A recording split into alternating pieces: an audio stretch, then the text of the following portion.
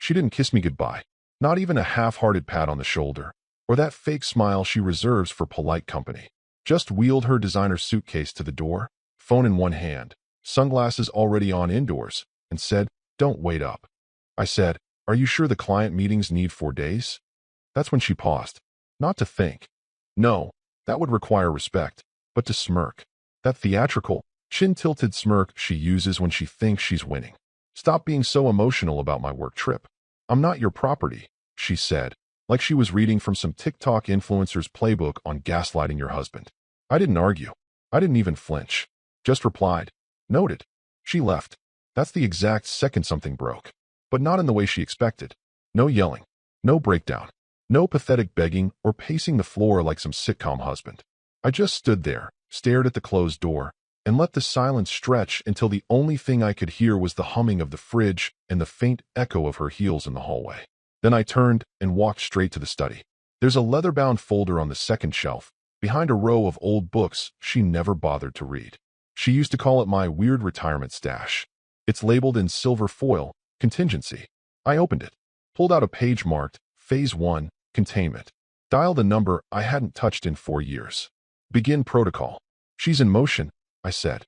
That was all. No drama. Just strategy. Within 3 hours, 3 NDAs had been signed by men whose names she wouldn't recognize, and whose silence cost more than her entire marketing budget last quarter. If you're listening to this and you're not subscribed yet, now might be a good time to do it.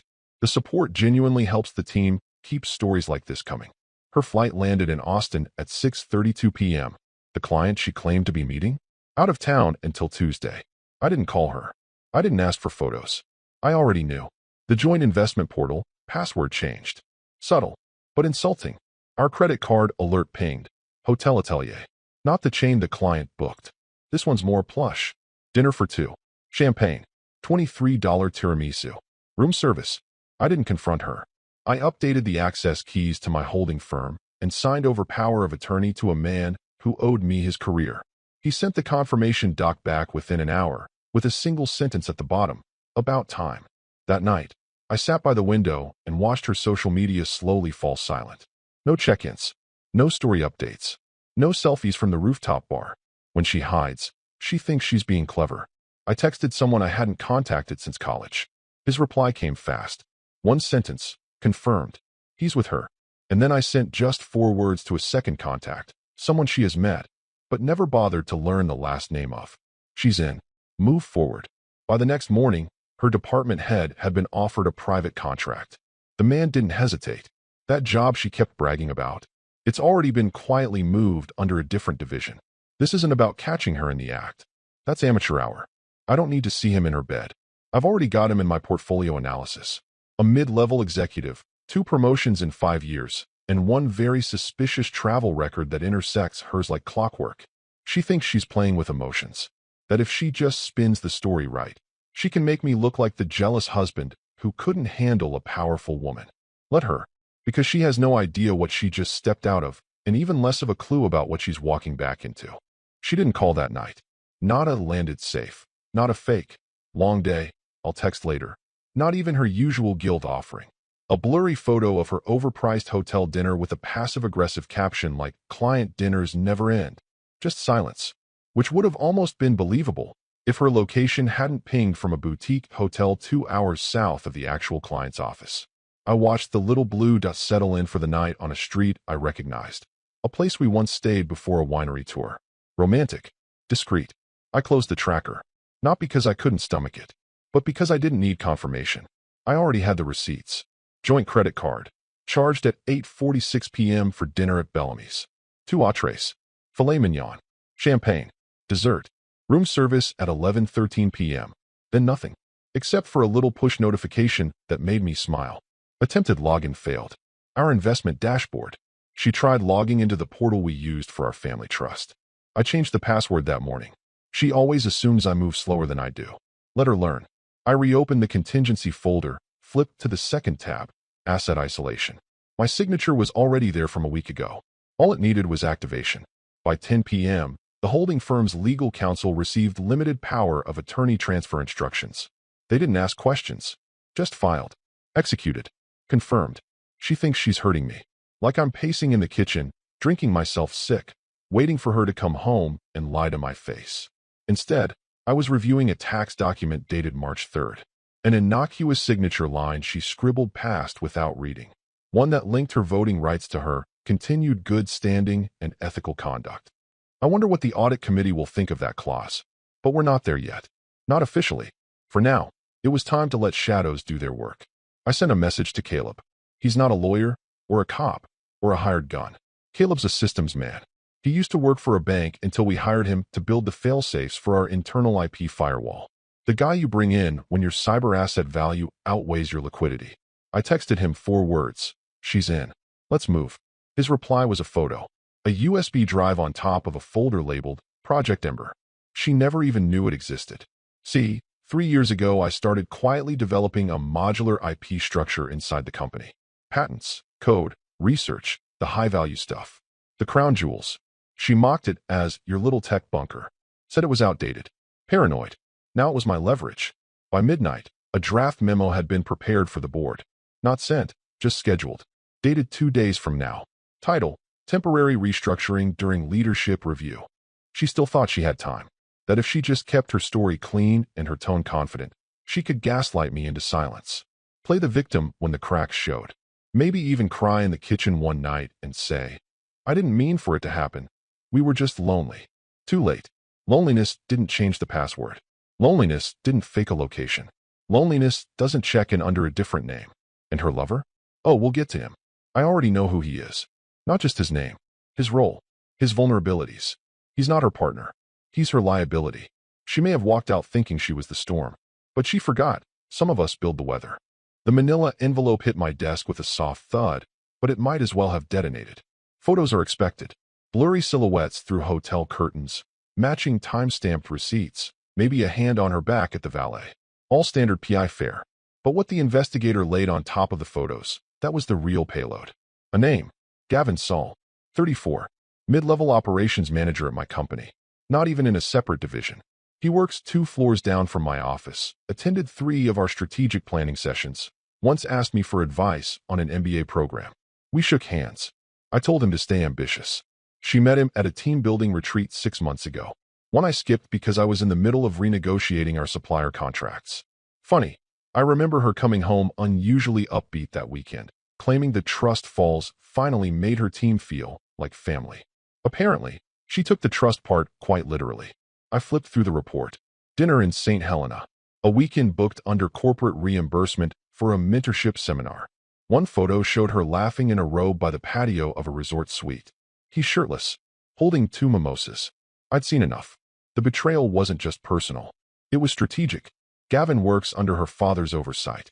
Not in name, but in influence. Her father sits on the advisory board. Has for years. Officially, he's retired, but unofficially, he's the shadow that shaped our hiring decisions, partnerships, even which damn pens we stocked in conference rooms. So I started digging. Not into Gavin. I already had what I needed, but into the timeline. I pulled up my archive. Emails, meeting invites, HR memos. I searched for Gavin's name, then narrowed it by month. Hired July 7th, 2 weeks after her father's golf trip to Napa, right near where that resort photo was taken. I searched again, this time filtering for BCC fields and forwarded messages. Found a handful of internal updates she'd looped to someone off record. Masked, but not well. One was routed through her personal email.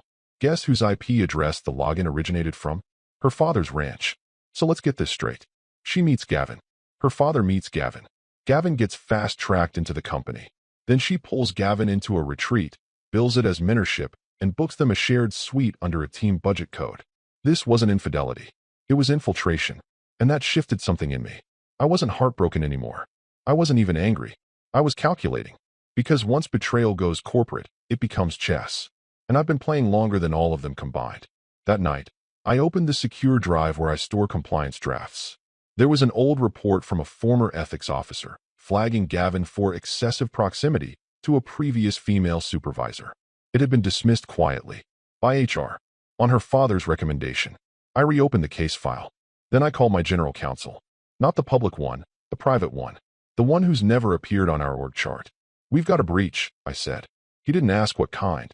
Just said, do you want isolation or exposure? Both, I replied. We scheduled a meeting for Thursday. Gavin doesn't know it yet, but his badge will stop working by Friday. As for her father, well, he's about to learn what happens when the man he underestimated builds escape hatches into every corner of the empire. They thought I'd panic, that I'd fold. But the one mistake you never make in business, or in marriage, is trying to steal from the man who built the vault. There's a door on the 27th floor she's never walked through. Technically, it's marked as a storage annex. Outdated blueprints, archived contracts, old furniture we were supposed to donate and never did. She once joked that it was where ambition goes to die. She never bothered to ask why it had biometric access. I placed my thumb on the scanner. The door clicked open, and the silence inside was cathedral-like. No dust, no clutter, just a long walnut table, matte finished. No centerpiece, no windows. This wasn't for appearances. This room was built for decisions. 3 men were already seated, each with a black folder in front of them. Legal, financial, security, not department heads. Those are just figureheads. These were the ones I hired off ledger. The ones whose compensation isn't in our books, but in my offshore vaults. I sat down and placed a single envelope on the table. This is the trigger, I said. Legal opened it first. Inside, an updated copy of my will, dated 5 months ago. Notarized. Quietly filed. It established the Morton Continuity Trust, an irrevocable entity with full proxy control over my shares. He nodded, slid the document to the financial rep. Inside his folder was the blind trust registration. Already funded. Active. The signature? Mine. The timing? Filed 2 weeks after her team-building retreat with Gavin. He raised an eyebrow. You've been planning this a while. I smiled. I plan everything. I just hoped I wouldn't have to use it. Finally, security opened his file. A new access protocol. Starting Thursday, all internal floor movement would require retinal scan and 2-factor token access. Specific employees, her included, would trigger a passive alert when entering restricted levels. He added quietly, the new chair has already been on board. And that was the part I'd been waiting for.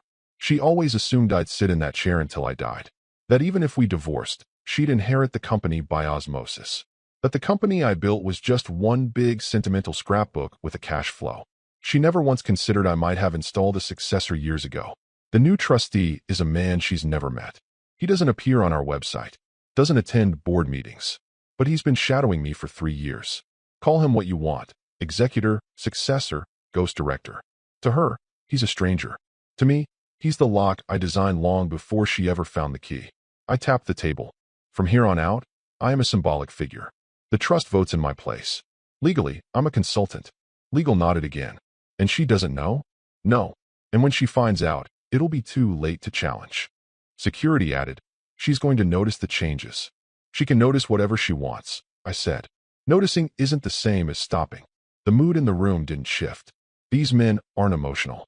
They've handled estates after assassinations, reverse mergers in hostile zones, asset seizures during divorces that make mine look like a schoolyard breakup. But even they knew this was surgical. I didn't need her permission. I needed her overconfidence. She was too busy sipping room service champagne with Gavin to realize that her title had become ceremonial, that her influence was now PR deep. I stood up and buttoned my jacket. Phase 2 begins tomorrow. Let her walk back into the office thinking nothing's changed. Because that's the most effective kind of power, the kind that doesn't shout. It waits. And when it moves like architecture. Deliberate. Unstoppable. Permanent. She arrived Wednesday evening, dragging her suitcase behind her like a trophy. Still in heels, makeup untouched. Smelled like expensive hotel soap and someone else's cologne. The key clicked in the lock, but there was no scent of dinner, no music playing, no husband sitting with his laptop at the kitchen island like usual. Just silence. She dropped the suitcase with a dramatic sigh. Waited. Called out, babe. Once. Light. Casual. Performative. No answer. Checked the bedroom. Empty. Walked into the study, his study, and found the chair pushed in, files cleared, laptop missing. She stood there for a moment, chewing the inside of her cheek, then scoffed. Probably off sulking somewhere. She'd give him a day to pout, then smooth it over with some half-truth about team dinners and how he's always so suspicious lately. She went to sleep in the guest room. The next morning, she wore her usual CEO's wife outfit to the office. Tailored cream blouse, hair up, pearl earrings, power by association. She breezed past the front desk with a nod. Didn't bother flashing her ID. Then stopped short. Two unfamiliar guards stood in front of the executive elevator. Not rent-a-cops. Real ones. Ex-military types. Sharp suits. Earpieces, expressionless. She blinked. "I'm heading up," she said, reaching for the button. One guard raised a hand. "New security protocol, ma'am." She laughed once, dry and credulous. "I'm the CEO's wife." They didn't respond. She looked at the panel. No light. No floor indicator. The elevator didn't move. She pulled out her phone and dialed her father. Voicemail. Texted, "Why are there guards blocking the exec elevator?" 30 seconds later, her father appeared around the corner, walking fast, sweating slightly.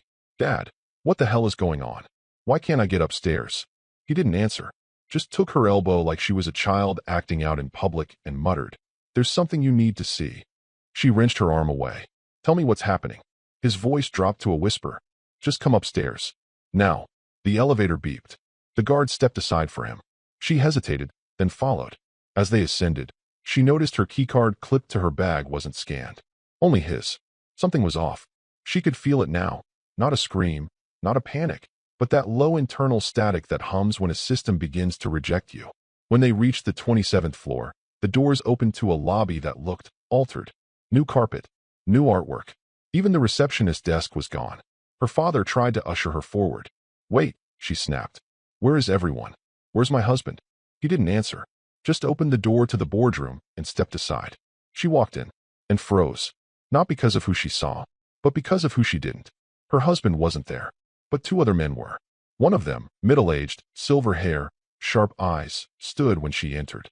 He didn't smile, didn't offer his name, just gestured to the seat across from him. She looked at her father. "What is this?" He avoided her eyes. The man said, calmly, "There's been a temporary restructuring. Your husband has taken leave. I've been appointed acting trustee of his seat." "Trustee?"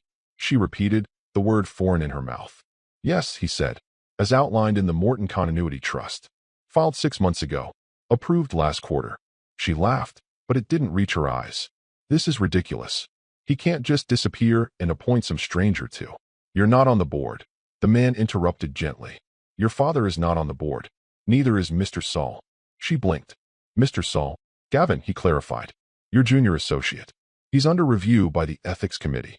Effective immediately." She turned to her father again, but his face was blank. She didn't know it yet. Not fully, but the air had shifted. This wasn't a misunderstanding. This wasn't a cold shoulder or a silent treatment. This was structure, movement, deliberate redirection. And for the first time, her footing slipped. Not enough to fall, but enough to realize the floor beneath her wasn't hers anymore. The boardroom smelled like fresh leather and controlled air. Not a speck of dust, not a folder out of place. And yet the temperature felt off, as if the HVAC was whispering that something irreversible had changed. She stepped inside and stopped cold. Her father stood stiffly by the glass wall, arms crossed, face flushed but silent. Gavin, her lover, her little secret-turned partner in crime, was seated awkwardly near the end of the table. His jacket off, tie loosened, color gone from his face. They both looked at her, then immediately looked away. Her stomach tightened, and then her eyes landed on the man in his chair. Mid-60s, silver hair perfectly parted, charcoal gray suit tailored like armor, cufflinks that glinted like they came with classified clearance. He was calm, unbothered, reading from a file with surgical detachment. Her voice snapped before she could even think. "Where's my husband?" The man didn't look up immediately. He finished reading, closed the folder with precision, then met her gaze, not with aggression, but with the kind of quiet dominance that doesn't need to prove itself. "Not here," he said. "I'm acting trustee of the Morton Holdings seat." She blinked. "Trustee?" The man offered a small, almost amused smile. "That's correct. Your husband executed a blind trust directive in April. I was appointed trustee of record. This transition has been active for 36 days. She looked at Gavin. Nothing. Just that same pale, guilty stillness. She turned to her father. "Dad, what the hell is going on?" Her father looked like he'd aged 10 years. He opened his mouth, closed it again. The man continued, casually. "Your father's advisory position was removed in the May realignment. You would have received notice, had your permissions been active." She turned back to him. "My permissions are active. I'm on the board. My name's on every document." "No," the man said simply, setting the folder down. "Your administrative access was provisional. Your voting rights were tied to marital good standing and fiduciary compliance. Both were voided as of last week. It hit her like ice water down the spine. Voided? By who? The man didn't blink. By you. Indirectly. Your actions triggered Article 12 of the Ethics Clause in the Charter. You co-signed it during refinancing last fiscal year. Clause 12C. Conflict of interest, cohabitation with subordinate staff. Gavin stirred then. His throat made a faint sound like he wanted to speak, but then thought better of it. She wasn't finished. I want to speak to my husband. Now. The man nodded politely. He left instructions.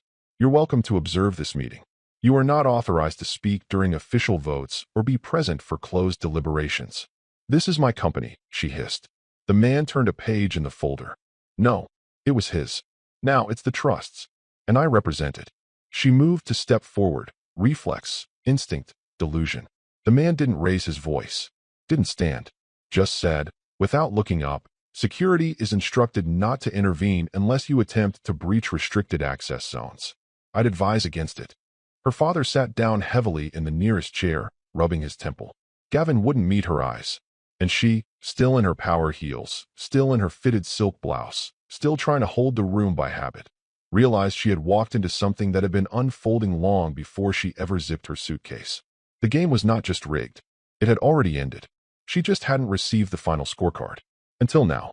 Her father finally broke the silence, his voice strained and brittle. This has gotten out of hand. We need to speak privately.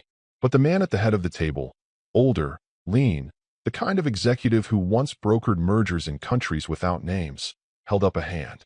No need, he said calmly. Everything's already been reviewed. And filed.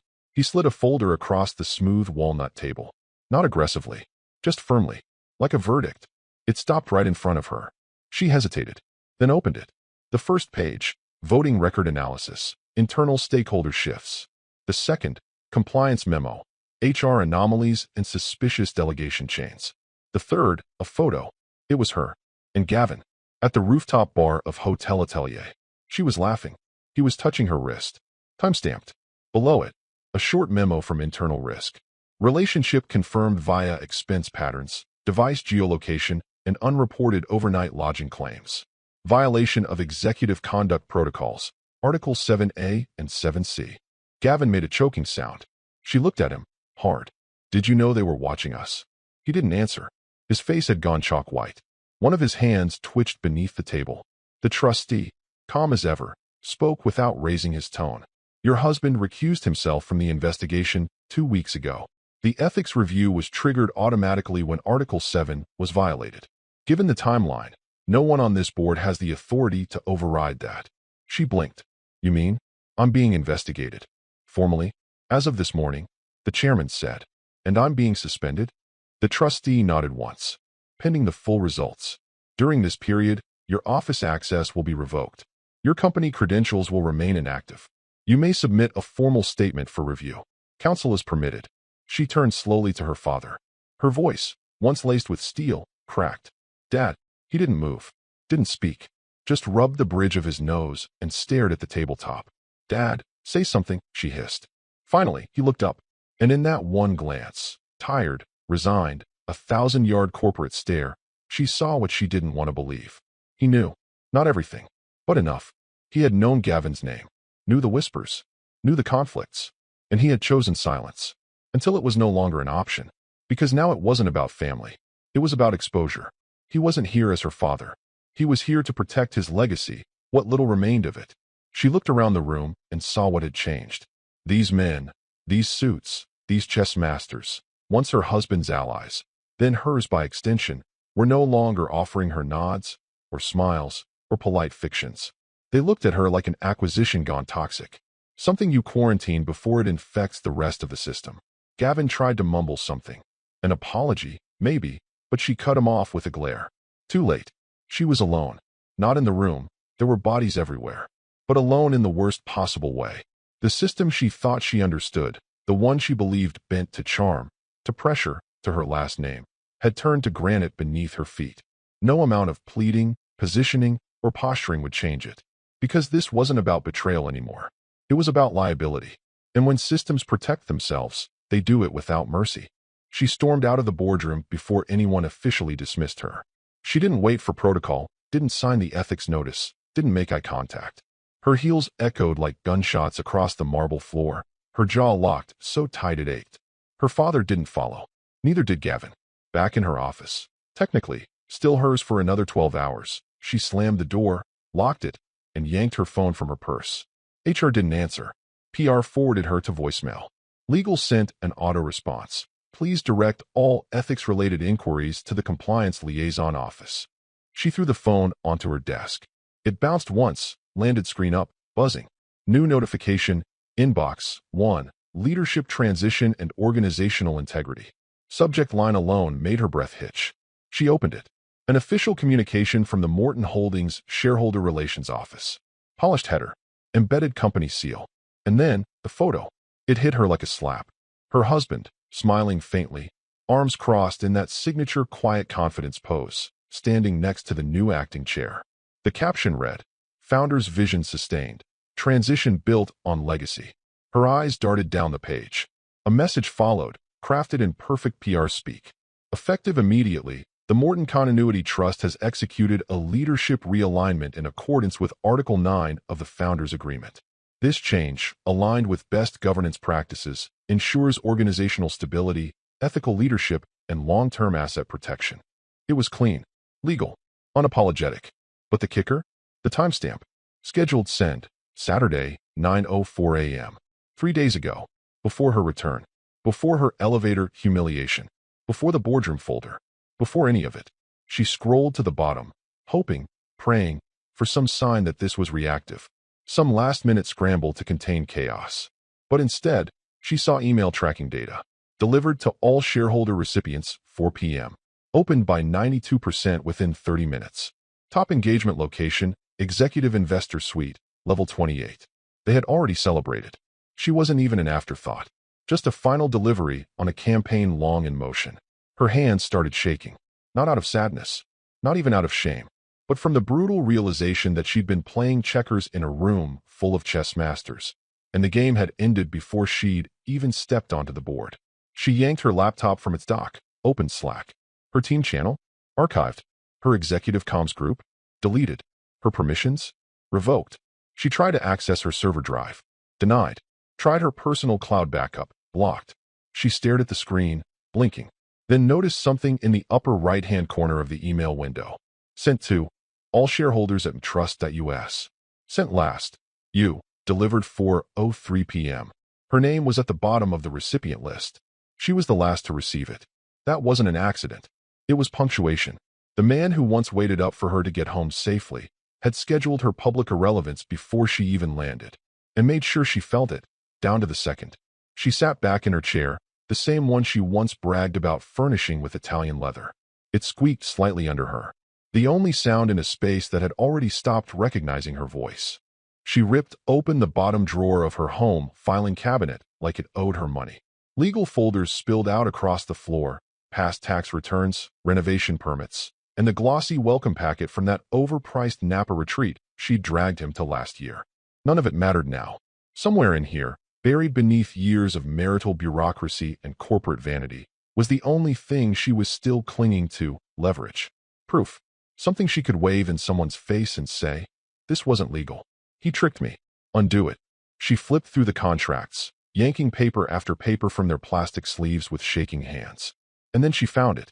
Equity Transfer Agreement, Schedule B Addendum. Refinancing Package. Last year. The one he'd framed as a routine adjustment before the new fiscal cycle. She'd barely glanced at it. He handled the finances. She skimmed the summary page, asked a question about her retained voting shares, and he'd smiled. Calm. Reassuring. It just locks everything into place, he'd said. Nothing changes unless something really extreme happens. And she, balancing a mimosa in one hand and a calendar invite in the other, signed. Now she saw it. Clause 6C. In smaller print, tucked beneath subclauses about dividend schedules and founder rights. In the event of a verified breach of marital fidelity or fiduciary duty, all voting shares transferred to spouse shall immediately revert to the founder. This clause is irrevocable, binding, and not subject to discretionary appeal. Her initials. Neat. Her signature. Looping. Date. Time-stamped. Notarized. Her hand dropped the page like it burned. She staggered back and sat on the cold tile floor, folder still open beside her. The silence in the house suddenly felt surgical, as if it had been waiting for her to discover just how deeply cornered she really was. This wasn't a trap hastily built in rage. This was architecture. Months, years, in the making. She'd mocked his caution, laughed at his disaster prep folders and his obsession with structure, called him paranoid when he used encrypted storage for board documents, rolled her eyes when he double-authenticated their estate planning logins. And while she was busy treating him like a paperweight with a wedding ring, he had been building fail-safes, triggers, legal fuses, not to protect himself from random chaos, to protect himself from her. She looked back at the contract, heart pounding now not with fear, but humiliation. He'd known. Maybe not her exact betrayal, not the who or the when, but he'd anticipated it. Not emotionally, legally, strategically, and she'd handed him the keys, with a pen and a glass of orange juice in her other hand. She whispered the words before she could stop them. He planned this. The realization hit like a second betrayal, but this time, she was the architect of her own collapse. Every step she'd taken, every smug glance across a hotel bed at Gavin, every condescending remark about how her husband would never have the spine to leave, had been permitted. Because he didn't need to chase her down with accusations. He just needed her to keep going. Now the emails made sense. The photo releases, the timing of the leadership transition, the trustee appointment, all of it already filed. And this contract, it wasn't a backup plan. It was the detonator. Signed, sealed, delivered, by her. She didn't sleep. Couldn't. She sat on the living room floor all night, surrounded by paper. Contracts, screenshots, emails, memos. All her weapons, now useless. They stared back at her like tombstones. At 6:43 a.m., she stood up, showered, dressed, not in soft neutrals or elegant blouses, but black. Power dress. Sharp angles. Like armor. Because if they wanted a show, she'd give them one. She drove fast.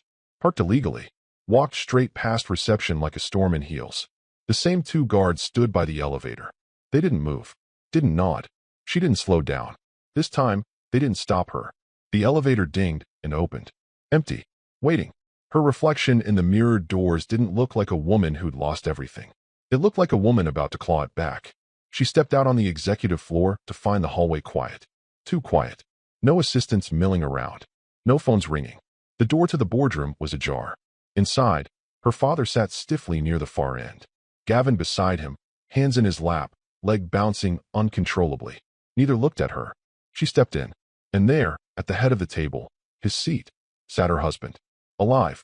Present. Real. Hands folded. Eyes calm. Posture relaxed. As if this were any ordinary Thursday. She opened her mouth. 1,000 things surged up. Accusations, legal threats, something about breach of marital contract, maybe even a last-ditch appeal to the version of him she thought still loved her. But before she could speak, he said, "Welcome back. No venom. No mockery. Just acknowledgement. You may watch today's meeting," he added, gesturing to the back row where auxiliary chairs had been placed. Then, calm, final. "You don't have a seat at the table." Her lungs locked up. There it was. Not shouted. Not dramatic. Just truth. She turned to her father. "Nothing." Gavin, visibly sweating now, jaw clenched, eyes locked on a smudge in the wood grain. She stepped forward. The door shut behind her with a soft hiss of hydraulics. The room didn't flinch. No one looked up. Because to them, she wasn't a participant anymore. She was a spectator. She moved slowly to the side of the room. Took a seat that wasn't offered. The trustee entered from a side door, nodded to her husband, and began reading from a prepared agenda. Compliance update. Legacy asset migration. Vote on board appointments. Each word felt like a nail. Not in a coffin, but in a door. A door she would never open again. She looked at him, her husband. The man she once called predictable, weak. The man she thought she could outmaneuver with charm, intimacy, and silence. And he, sitting in his fortress of legality and legacy, didn't even look back. She was breathing, but it felt like drowning. Because in this room, where power once bent to her last name, where she used to flash smiles like weapons and speak with the smugness of assumed permanence, she was just another body in a chair that didn't belong to her. She thought his silence all these months had been passive. Weak. A man too hurt to fight back. But now she saw it. It wasn't silence. It was the sound of doors locking, of signatures drying, of ownership transferring. It was the sound of a plan landing on its final square. And her, left standing at the edge of the board. Just another piece, removed from play.